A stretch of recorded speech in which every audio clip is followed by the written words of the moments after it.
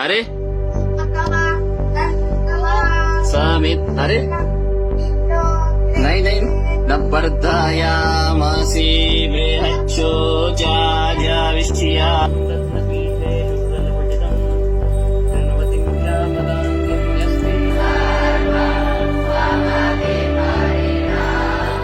क्या आपने कभी किसी पक्षी को वेदों और शास्त्रों का ज्ञान लेते हुए देखा है? सुनकर आपको थोड़ी हैरानी होगी, पर आप सोचेंगे पक्षी और ज्ञान, ये कैसे हो सकता है? लेकिन ऐसा हुआ है मंदसौर की एक संस्कृत पाठशाला में, जहां रोज एक तोता वेदों और शास्त्रों का ज्ञान लेता है।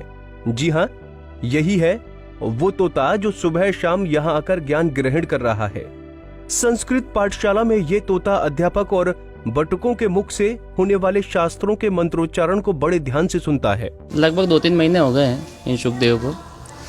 बीच में लॉकडाउन चल रहा था, ऑनलाइन कक्षाओं का एक दौर था, तो उस समय में बच्चों को एक बालक था मेरे पास में, मैं उसको यहीं बिठा करके जो है वेद पारायण करवा रहा था। तो अचानक क्या आया, थोड़ी देर बैठा रहा एकांत में, फिर उसको क्या पता क्या हुआ, तो उस बच्चे को उसने चोंच मारना शुरू कर दिया। बच्चा घबराए से, मैं कहा भैया बैठे रहो, कोई बात नहीं, पक्षी है, आया है सुनने, उड़ जाएगा।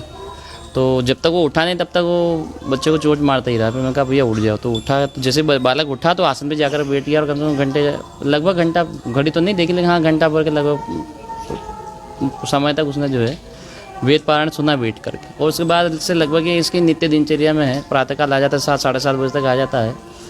तो कभी यहाँ बैठेगा, कभी नीचे बैठ जाएगा, जहाँ भी उसको लगता है अनुकूलता वहाँ बैठ कर वेद पारायण सुनता है और फिर चला जाता है। पशुपतिनाथ मंदिर की संस्कृत पाठशाला में पिछले करीब 3 महीनों से ये तोता बटुकों के साथ वेदों और मंत्रों की शिक्षा लेने पहुंच रहा है। ज्ञान प्राप्त करना तोते की दिनचर्या में शामिल हो चुका है। तोता सुबह पाठशाला आता है और दोपहर को यहाँ से उड़ जाता है। इसके बाद शाम को फिर ये कुछ घंटे के लिए पाठशाला पहुँचता है। यही नहीं, तोता आहार भी नहीं लेता।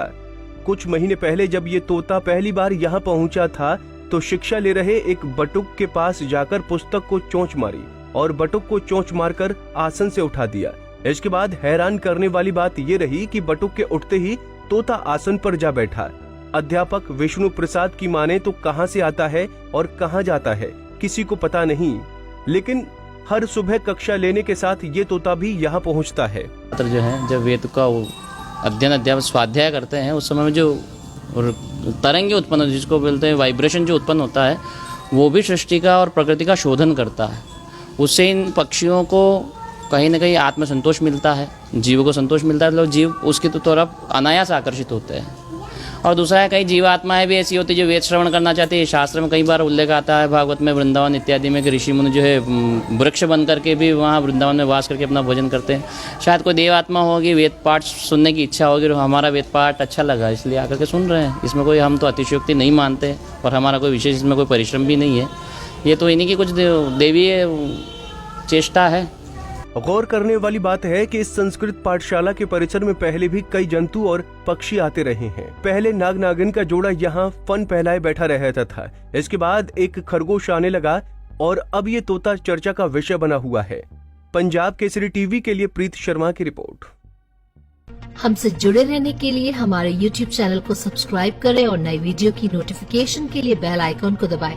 अगर आप ये वीडियो Facebook पर देख रहे हैं तो लाइक जरूर करें और ज्यादा से ज्यादा शेयर करें। धन्यवाद।